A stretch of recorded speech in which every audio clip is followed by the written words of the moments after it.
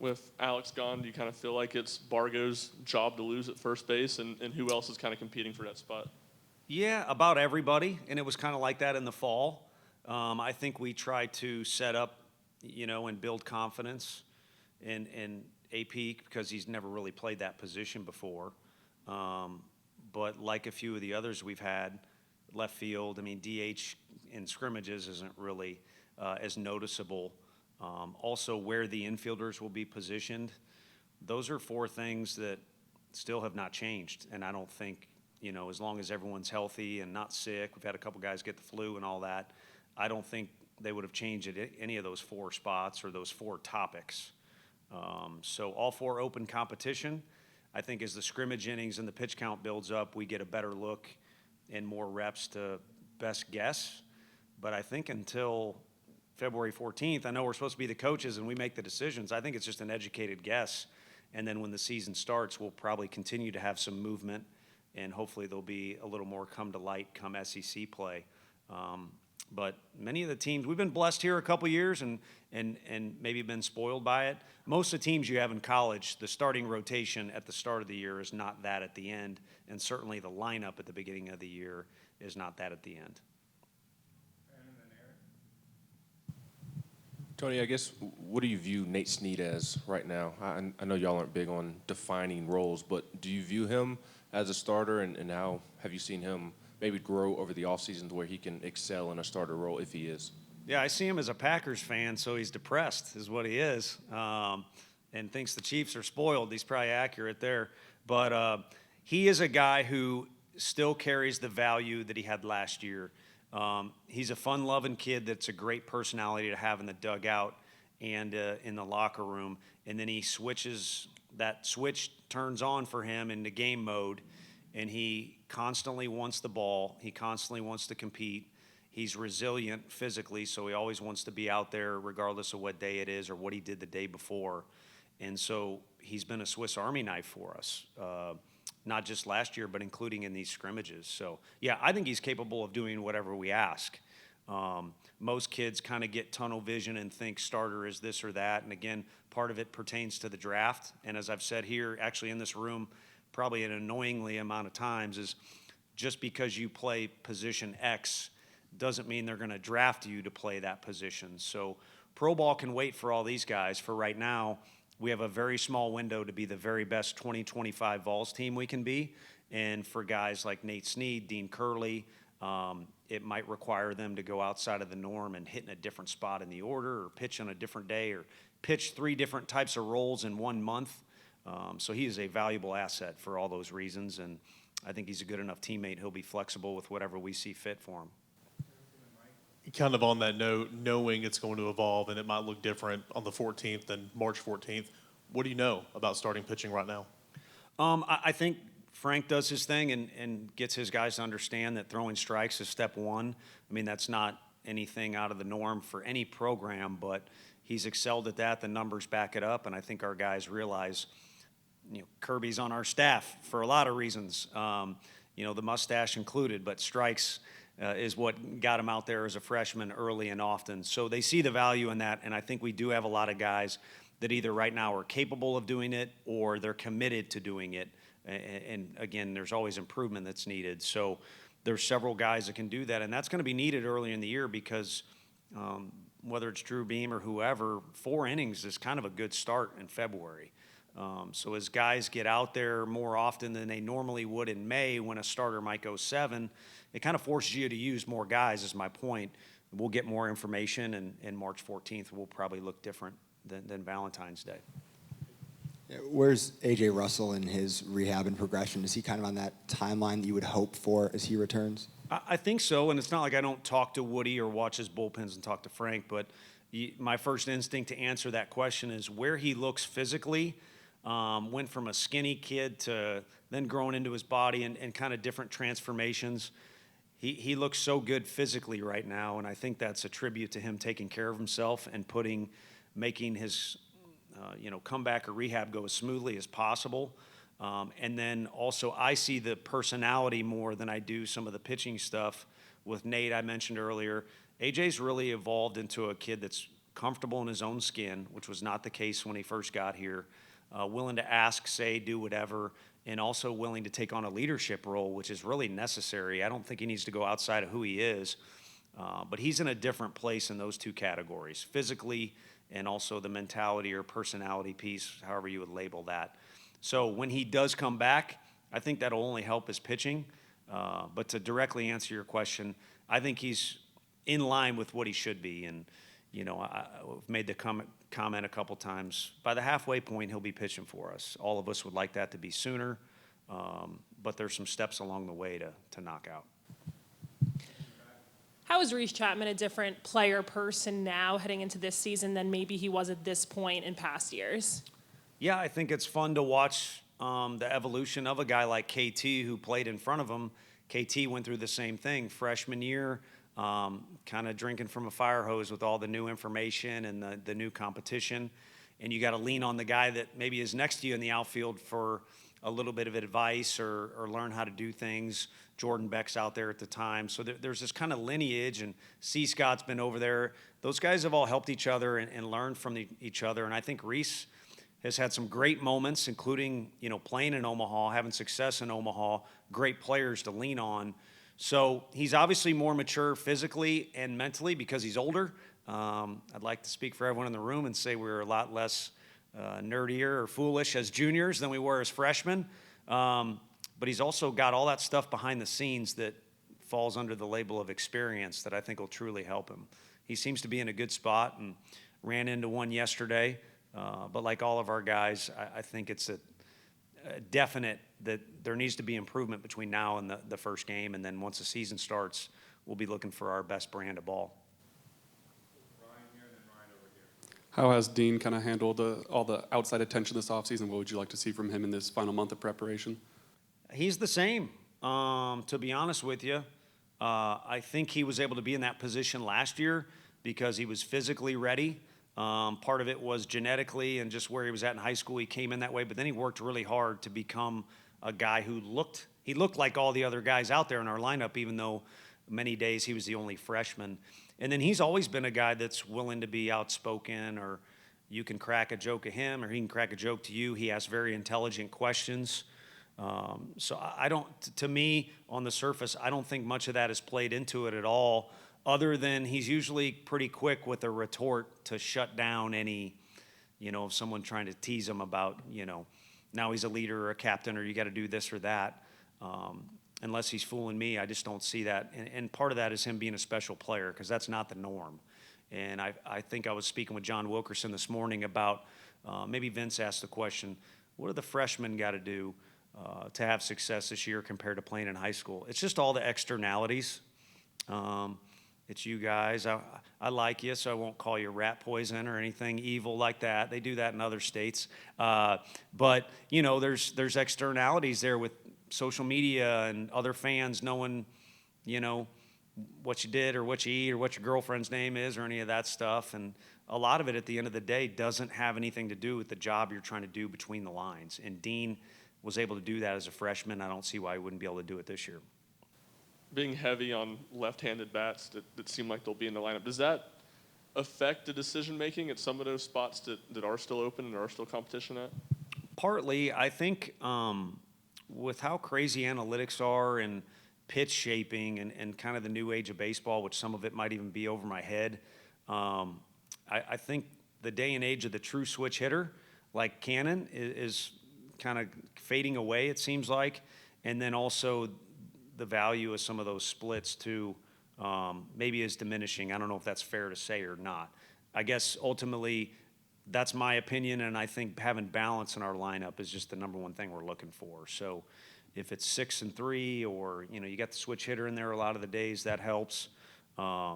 You know, or if it's more balanced where it's 5 and 4, I think you just want to achieve some sort of a balanced look. And it'll be fun at the beginning of the year to be able to experiment and see, do these two guys back to back, even though they're left-handed, work well together? And again, I'm no smarter than anybody. We don't have those answers. You just observe what you see, and then we want to leave no stone unturned between February 14th and the start of SEC play. Who stood out from that group of JUCO pitchers that you brought in? Well, I think the way Tanner Franklin threw the other day, he stood out. I think there's been a lot of work with him behind the scenes with Frank and the other guys helping out that it's starting to pay off for him. He's starting to buy in. So he looked really exceptional if we're just going to go most recent news. But if you're going to go overall news, Arvidsson's shown as good of ability as anyone on our staff to get guys to swing and miss or just feel uncomfortable in the box. So for him, I think he's been that kind of Swiss Army knife like Snead, like we mentioned. He's capable of fulfilling a lot of roles. But the thing we notice in those fall scrimmages is he wants the ball. When the competition, appears to be a little higher of a level, he wants the ball out there. So I think those are two guys that can help us. And, Combsy's looked good for us. He's had moments, too, where he's been one of the better guys out of the day, and then there's moments where he's not. So I think consistency is something to unlock there. So it's a good group of guys that we've got. Depth-wise, we're looking for some separation, which I think we were kind of saying that last year, too, with our pitching staff, and it worked out for us. So hopefully some guys sense that, yeah, they're good enough to get some action, but we're looking for separation as well. How do guys like Abernathy and Teagan continue their progression from the fall to the spring? I think, progress is something you always want. Improvement is something you always want. We gave a shout out to Kaizen if they want to give me a free meal. That's a restaurant here in town, but that stands for continuous improvement. You want that, but in a weird way, my coach's brain or the coach's brain in me wants to say, just hold your horses. Just because the season is coming around the bend doesn't mean you need to start freaking out. I don't think our guys have seen Tommy Boy, but there's a line in there. It was on the other night, had it on for background noise. JoJo, the circus clown or boy, or whatever phrase he uses about freaking out a little bit. Some guys will do that when they see the season coming around the corner. In particular, freshmen think they need to do something new or step up, anything like that. I think they just need to be who they are. Both those guys have performed against guys that are in pro ball right now at a high level, and they're going to see more of that in non-conference SEC. It doesn't matter, so they just need to do what they do. At this point, what's the one thing that we should know about the makeup of this team? Well, it's new to me because the fall was good. It was unlike last fall where everything was kind of hunky-dory from the get-go. It was almost like, well, don't mess this up, or how can we add to this, or we got to get creative. This was more of a traditional building up phase, and I think there was a lot of positives out of the fall. It ended well. But when they came back in January, I didn't say anything to them. Maybe Hunter Inslee did or something. I don't know. But they just seemed to have a little more personality and a little more energy to them. So it'll be interesting to see if they can keep that level of those two things or other positive traits, or even better, build off it. But I think they're the 2025 team, and they kind of want to put their own stamp on this particular year with this is our personality. And now that time has passed, it's easy for everyone in the room to see, okay, we've built a little bit of a brand here, but you guys know our teams well. 21 was a little different than 22, maybe kind of similar. 22 was way different than 23, and 24 had characteristics of all three, but was very unique unto themselves. And I think this group kind of wants a fresh start.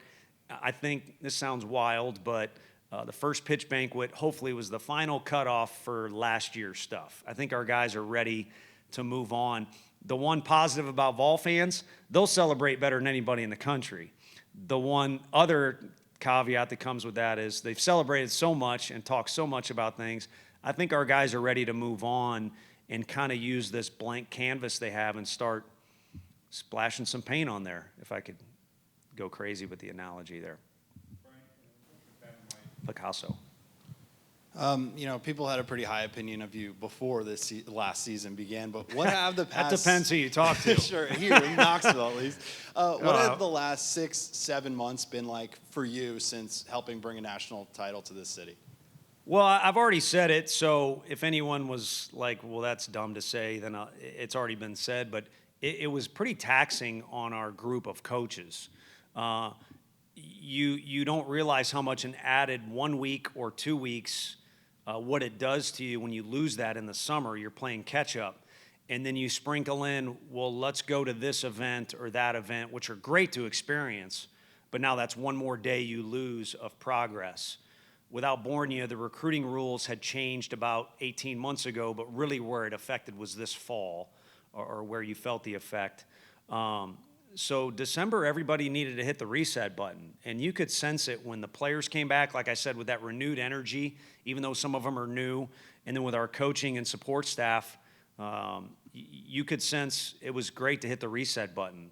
And again, I joked about there being a fine line between last year and the start of next year. I think in-house, that fine line for us was that first day we all rallied together. You could feel a sense of refreshing or hitting the refresh button and getting after it. So for me personally, you know, I love this place. I love dang near everything about it. I love, Mike, that you're back in God's country here. And you know, I just want to make sure that I'm contributing in a way that I should, and I want to make sure our guys are playing in a way that Vol fans can say, I'm proud of that product on the field, and I want to cheer for them. I got their back regardless of wins or losses, because we learned a year, you can pick out the year, no one's invincible, especially in this league. So you win, you lose, that's part of the deal that we signed up for, literally when you sign the contract. But just want to make sure I'm doing my part, and therefore the program is doing our part to make Vol fans proud and get to see what they deserve to see. Tony, I wanted to ask you about Liam and Tegan. With Liam, I know you like to have a tone setter to start the weekend. Does his vibe and presence on the mound fit what you're looking for in a game one starter? And do you see similarities in Tegan that you did with Chase Burns and Drew Beam and Blake Tidwell that allowed those guys to have so much success as a freshman? Yeah, I think with Tegan, he does have the ability, and Tidwell's the guy we've most compared him to.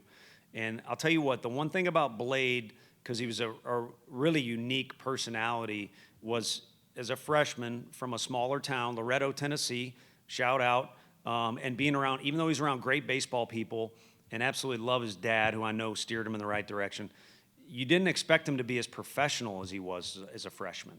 And I think Tegan and some of those other guys have good work habits, but that was a really high standard of a guy like Blade Tidwell, and we've had other ones too, like Drew, that just were so professional with how they went about their routines. And I think the more those guys pick up on that, including Tegan, which he's good, but he needs to get better at it, the more we'll probably be talking about them in 5 years, about their names being plopped in for whoever's next. And then, as I often do, I forget, what was your first question? Yeah, Liam and Fisher obviously kind of came together because they're buddies. Those two need to start a podcast. I prefer it start when their time is done here, so they just focus on playing. So you ain't short on personality or attitude with that guy. I mean, you wouldn't have liked what we were saying about him in our dugout when we were facing him last year, because you could see all that kind of coming off in his presence when he was pitching against us. But Chad Dallas was a guy I talked about, had coffee with somebody this morning, and I'm not so sure Chad's, I don't know how you decide this, he's definitely one of the best clubhouse guys we've had since we've been here and that I've ever been around. Again, a lot of it stems from the family that he came from, but you do want that vibe going into battle. Stamos kind of became that guy for us last year. Is all right, it's Friday, it's probably conference or non-conference, it's probably going to be close after 4 or 5 innings, so why not get a guy out there that's going to make you feel like this is the guy you'd want the flag charging across the field, you know, in Braveheart or whatever it is. Are they doing Braveheart too? Can we not do that? If they're still filming in production, I vote stop that. You guys can tweet about it later. Let's just leave greatness where it belongs. Where's Cannon at health-wise, and where do you expect on his progression back, and is he going to be ready for opening day? Yeah, no, he's looked good. He got sick, and then because he missed some days, came back like a ball of fire, as he always does, and probably tried to do a little too much, so was sore. Throwing, swinging type deal, gets with Woody, and he's doing his protocol. And then now I'm the bad guy because I want to peak in May or June, not earlier in the year. So we've held him out of some things, but I think he's really worked hard behind the scenes, and he always has a sense of urgency like Drew or Jordan Beck or some of these other guys that have been really fun to coach. Connor Pavoloni at that position. It's fun when you got to tame the guy down, and I don't mind him giving me some grief if we're trying to do that, as opposed to trying to light a fire. But he's got a sense of urgency at all times to him, and the good thing about having one more year in the program and one more year just in college, because NC State's as good of a program as anybody too. He's got a lot of experience behind the scenes too, like Reese, and that sense of urgency is a little more under control. Everything is a little bit, just more mature for brevity's sake. And that's crucial to be in a leadership position like he's going to be, not just on the field catching, but just in the locker room with his presence. So, thank you all.